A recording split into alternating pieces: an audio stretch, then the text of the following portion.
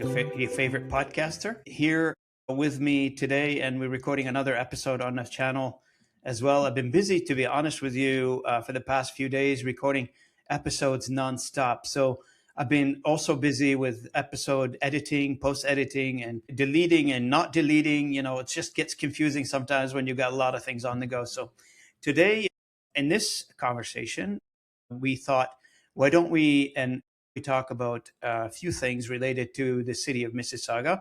And for that, I have the honor and a distinct pleasure to have with me Councillor Dipika Damerla. And Councillor Damerla, thank you for joining me. I really appreciate it. Thanks for your time. And I hope I'm not taking you away from too many good things this evening, but it's a good conversation to see you as well. So it's a good thing to be talking with you. Absolutely. So what we wanted to cover, a topic that is being on the mind of many, and not necessarily just in the city of Mississauga. I think this topic is impacting many people around the country and the variety in various cities. And the topic is about raising the flag of other countries in the city center or in the city hall or in the country in general.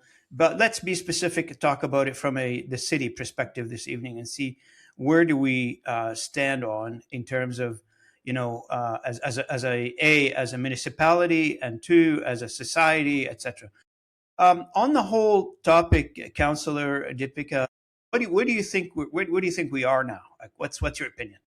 So, right now, I think it's pretty commonplace in at least the larger municipalities to raise the flags of many different countries.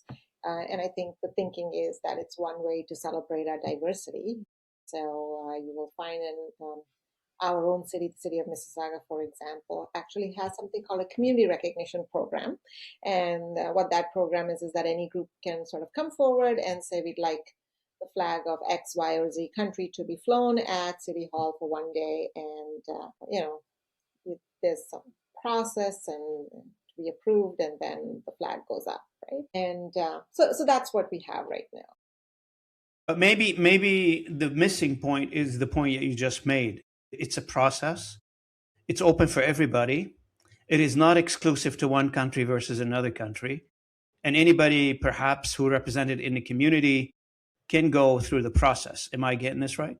Yeah, I don't know all of the rules, Robin, but typically, yes, community groups come forward and they say we'd like to raise the flag of our home country, wherever they've come from. And personally, I don't support it. I don't think we should be raising the flags of different countries at City Hall. And the reason... Because then you're running the question, I'm assuming, where does it end? Is that what... It's a few different things. The first thing is that, some issues, sometimes, as a city councillor, my job is not to poke my nose into and referee geopolitics and international conflicts. That's not what I was elected for. That's the job of the federal government.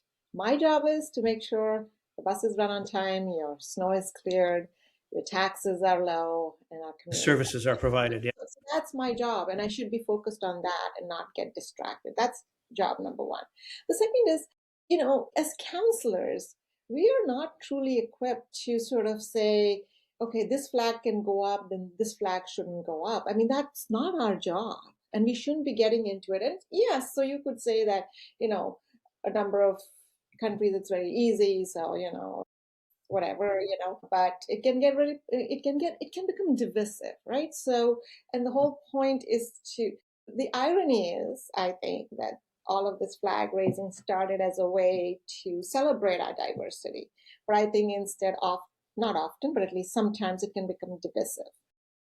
I think, most people that I speak to, Robin, agree with me. They're like, there's no need to raise the flags of other international countries. Now it's different. The Prime Minister of Y countries visiting City Hall. Hey, by all means, that's a huge honor, and a dignitary from different countries visiting City Hall, and, we want to show them our way of welcoming, we can have that flag. But other than that, I think we should my personal opinion would be to have local flag.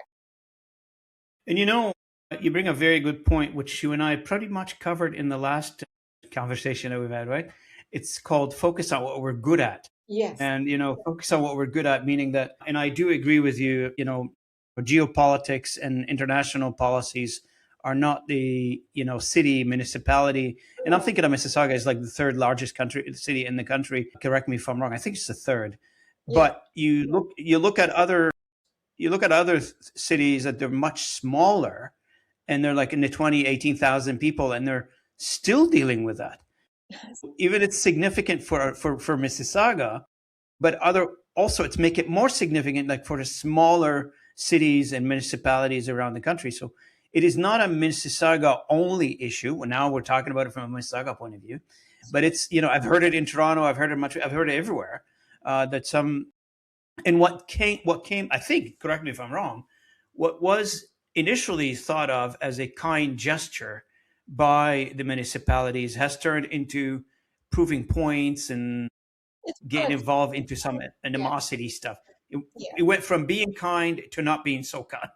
Yeah, and I think it's not our lane. We're getting distracted by these issues. That's not what we were elected for. That's not what Mm-hmm. city council is for, to be debating these issues. And why would we do these things that are divisive? And how many countries fly the flag of Canada, you think? I mean, I've seen I'm from the language industry, right? So I've seen RFPs coming, requests for proposal for language support coming out of some municipalities in the country that has 125, 128 languages in them. So you've got almost half of the year if you fly 2 days a year for each country. Yeah, You probably need to do that yeah. if you want to go down that road and treat everybody equally. But I think we have bigger problem to solve, and one of them we talked about last time, right? So fiscally responsible, taking care of the taxpayers' dollars, etc. I think it causes distraction. I can't imagine, being at a city council and you guys are talking about this one for 45 minutes or an hour. I don't know how long, 15 minutes even. It takes away from the other topics. It does, and there's related issues. So to me, the one issue is flying the flags of international countries at City Hall, which I don't think is a good idea. The other thing is also there will be from time to time motions asking to pass judgment on the behavior of other countries. And again, like we're sort of getting into, sometimes maybe it's very clear cut that, somebody is a very bad actor. Sometimes we don't know the full story. Sometimes there's gray areas. And we as councillors are not equipped to sort of go into the minutiae of who did what and Are you going to go dig up 10,000-year-old history? And more importantly, like, and to me there's part of it that feels almost colonial, like sort of we're sitting here and we are faultless, and now we are sort of saying they did that bad and they did that bad, and I think there's that as well. So I just feel like leave all of that to the federal government. That's what they're elected. Look, I mean, there are other points too. Like me, I'm from Lebanon originally. I've been here in the country for I don't know how many decades now. I forgot. I came here as a young man, and I tell you, I came to Canada to become Canadian. I mean, I would care less if the Lebanese flags are flying on the municipalities. Not because I ignore my heritage and I'm not Lebanese anymore. It's got nothing to do with that. I came to Canada to become Canadian. Proving a point in the municipality of Mississauga, it's not my job, and I'm not going to request it. To be honest with you. First, I want to make sure that as a taxpayer, my services are being delivered the way, the society or the municipality have agreed to do and do it efficiently. But as a Canadian, as Lebanese Canadian, I'm foremost right now Canadian more than I am Lebanese. And one thing I would like to add to that is that when we decided as a family of 7, when we immigrated to this country, on one point, we want to forget everything that will happen behind us, and we want to adopt a brand new life. Forget, meaning erase. Mm-hmm. Because we went through a civil war, we went through a bunch of things, and we just didn't want to remember anything. If I want to remember all that stuff, why am I here? Mm-hmm. That's my point. I mean, asking the question all the time to me, and my father's still alive. God bless him. He's 86 years old this year. And we keep saying the same thing. Like, if we want all that minutia of bad stuff, we wouldn't be here. And you know what? You raise an interesting issue. And I have a slightly different issue on that, in that sense that everybody comes to this country for different reasons, and sometimes, as you said, you come to this country to escape something terrible happening in wherever you were born, and so that's not something that you no, just my specific situation. Everybody comes with their own baggage. Yeah, and there are others who come with a different perspective, and certainly they want to continue to lean into their background, and we are a mosaic. I have no problem with that. No, it's no problem. All I'm saying is at City Hall, there's many ways to celebrate our diversity. We don't need to raise international flags to celebrate our diversity. I think we can be Are we diverse. doing a good job communicating that to the public, though, Councillor? It feels to me like once one city opens the door, all the cities now are subject to this. Why don't we just start by saying, okay, you want the flag raised? Go talk to the federal government. Why are you talking to us? Because, yeah, no, that's a really good point. Like, go to Parliament Hill and then you can talk to. Go take it up with Ottawa. Like, what am I got to do with it? Yeah, right. That's a really good point, Robin. That's a really good point. And so we'll see.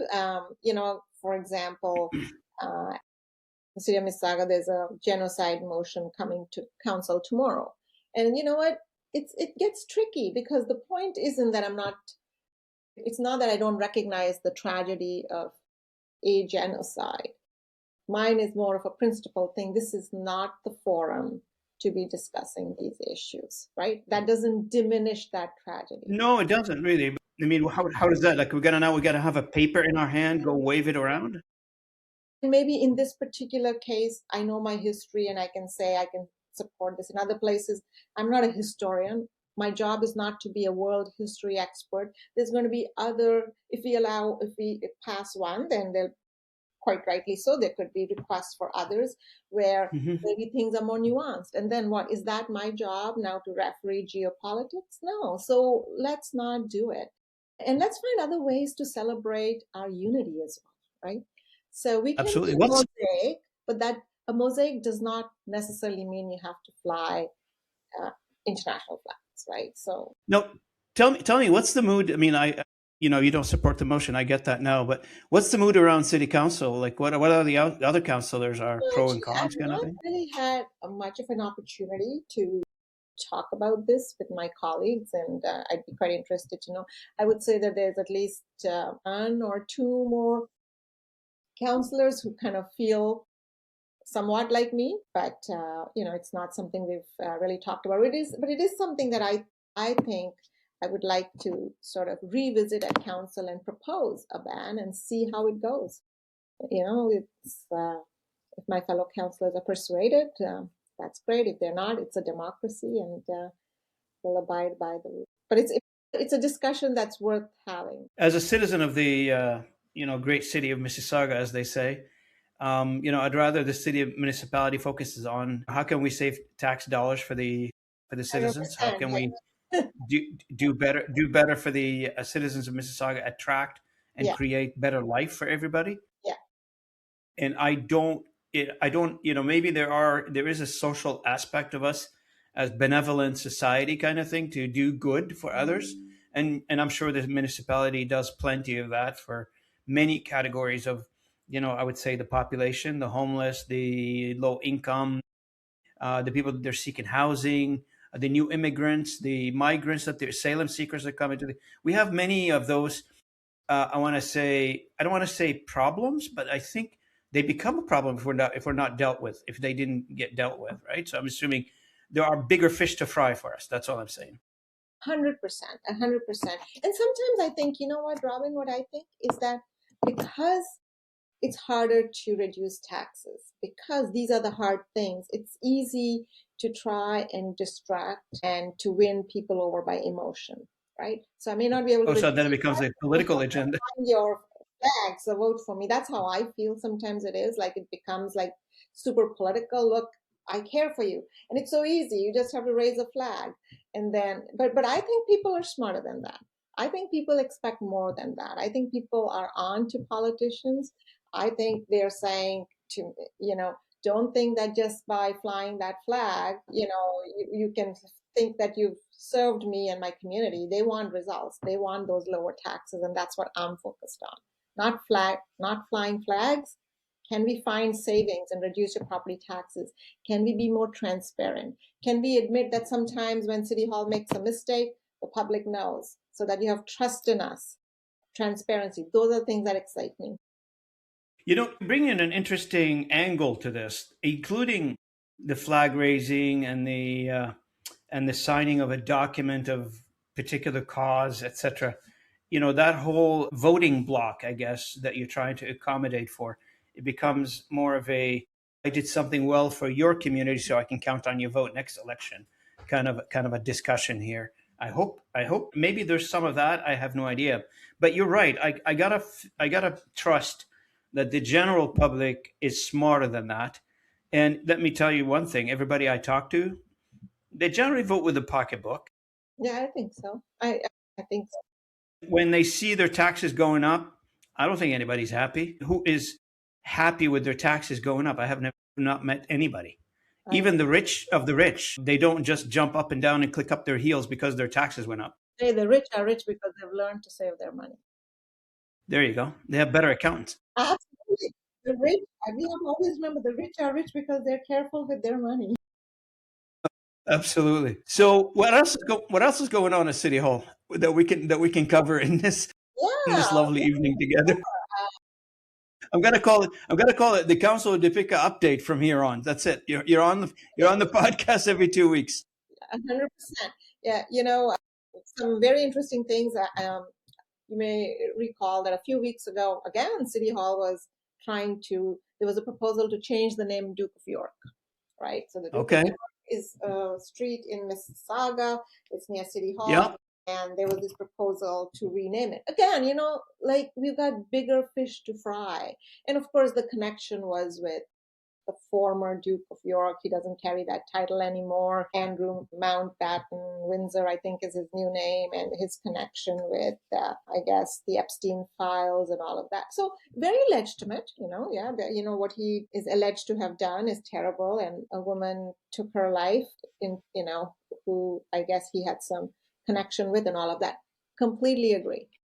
But is the best way to spend, if we had changed that Duke of York, it would have impacted 1,400 residents in my ward. 1,400 people would have had to change their driver's license, their land titles, their leases, their health card.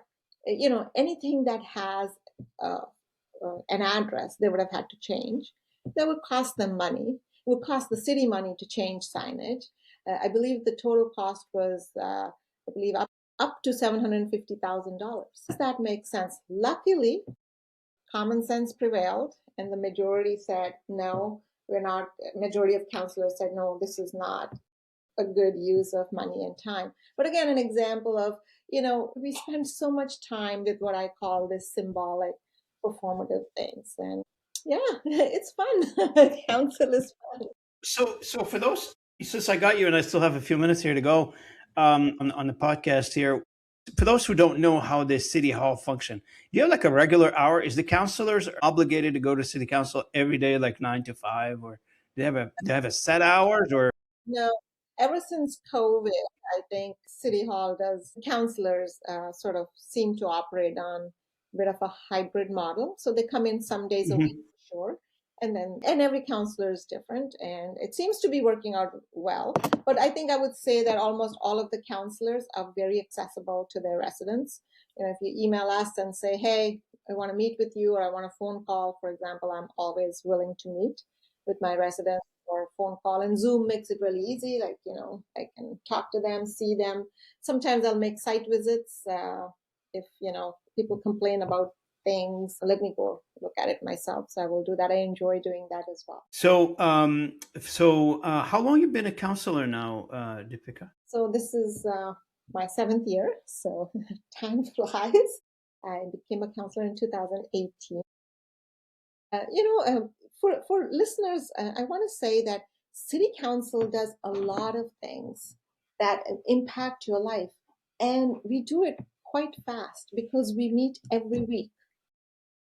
Every Wednesday. And every Wednesday, there's motions like this, something or the other to try and improve the city.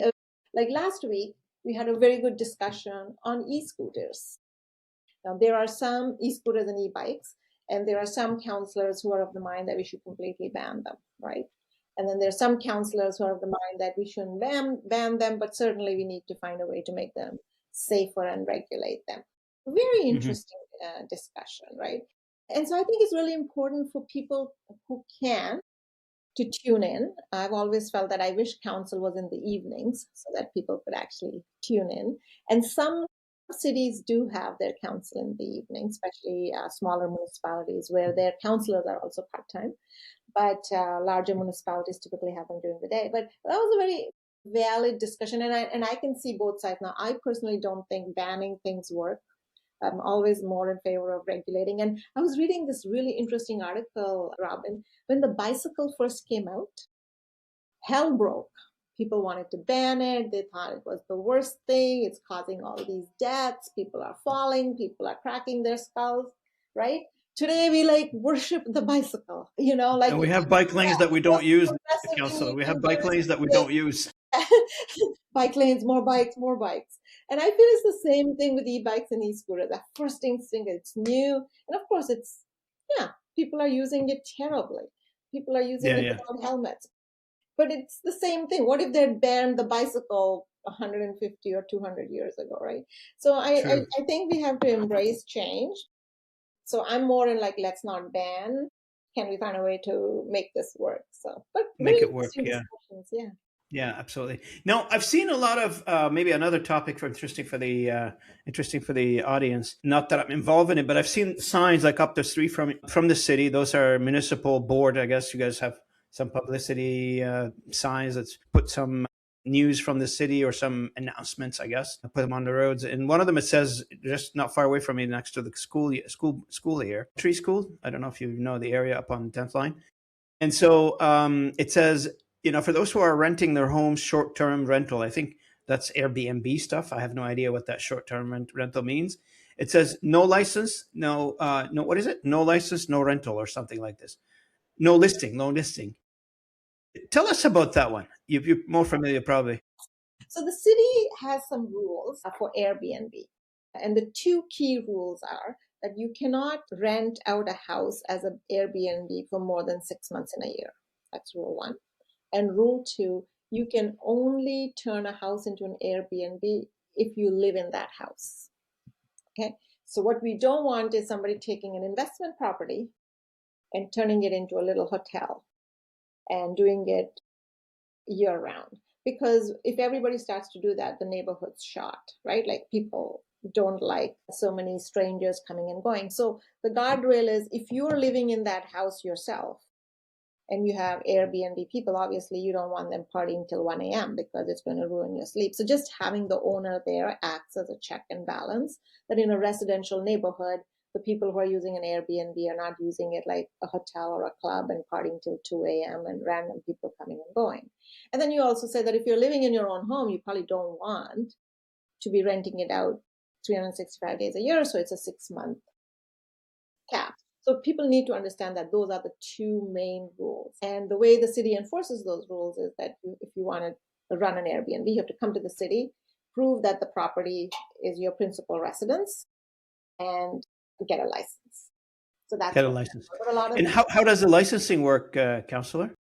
So essentially, you come to the city and you say, this is, it's a very straightforward process. You come to the city and say, I live here and I want to start, renting it out as an Airbnb. The city tells you, here are the rules. And then that's it. And do we distinguish between a house and an apartment? No, same rules. The condo, standalone home, townhomes, same idea. Yeah. So we're really trying to get people. Has this been in place for a while? Because I never heard of that. It's been in place for a while. Yes. Oh, you're just reminding people then. Just reminding. Probably year end. Yeah. Just refresher. If you're renting your house for Airbnb, you got to get a license. You do have to get a license. Yes. Absolutely. So I want to take the opportunity, maybe we won't have a chance to do another podcast before year end. I wish we could, but I want to wish you and your family a beautiful holidays. Enjoy it. You deserved it. You work hard. And I really appreciate the conversations we've had. I only known you for a short time, but I feel like I've known you for years. You come across as a person that you can connect with right away. So I think that's what the magnetism here in this conversation. So I really like it. I really like talking to you. I enjoy the conversations, and I want to wish you the best for you and your family in the new year as well. Thank you so much, Robin, and I wish you a very Merry Christmas. In fact, my plan is, if I can persuade my partner, Andrew, is to now, after this, to drive by a house and see the amazing lighting that you have. Absolutely. And I'm curious, I don't know if your podcast listeners, if there's a way to do a poll, but I'd be very interested to hear their feedback on should the city of Mississauga or any municipality raise international flags or they should not. Yeah, for sure. Look, I mean, maybe we can ask through this podcast, ask people to comment Yeah, just to get their opinion. yeah. And if you have any specific opinion, you probably can reach out to Councillor directly at the City of Mississauga. Easy to find. You can go to the Mississauga website, the City of Mississauga website. You can find Councillor Dipika Damerla, and her email is there, her phone number is there, the address for the city is there. It's easy to reach. You can forward your opinion to her, or you can drop your comments in the social posts that we put resulting in this podcast, either on YouTube or on the audio podcast. And by the way, the last podcast we did for the past 28 days has been ranking the highest. So I'm very, very happy about that one. And, I'm averaging downloads, almost 1,200 downloads per day, but I have almost 140 episodes now on the podcast. So it's going very well. But yours, it's been the hottest now for the past 28 days. The past 28 days, the past episode that we did together has been doing well. Ones in the new year for sure, Robin. I look forward to that. Absolutely. All Well, right. let's keep in touch. Enjoy everything this holiday season. I hope to see you in our house on 10th Line and enjoy the lights together. Maybe we'll invite you over if you have time and have a glass of wine will together. hold you to that coffee party so I can meet people and we can talk about transparency and then. Absolutely. I don't know if I told you, but did Kim tell you about this event on the 11th? This Thursday. Yeah, so she's coming, and there are a few people coming. I'm not sure if you want to be into that. It's up to you. It's happening next to the airport there. Okay. The 11th is Friday? Thursday. Thursday. Okay, I don't know what I'm doing. 6:30. Yeah, but text me and I'll try and make it. Yeah, I'll text you the details. All right. No obligation. I just thought to mention. Thank you for thinking of me. All right. Absolutely. All right. Well, I want to thank you so much. Don't go away. Stay around. I want to thank you very much for your time this evening. I want to thank the audience for listening in on this local episode, the City of Mississauga discussion episode with Councillor Dipika Damerla. And I wish you all a great evening, and I'll see you at the next episode. Thank you very much. That's it.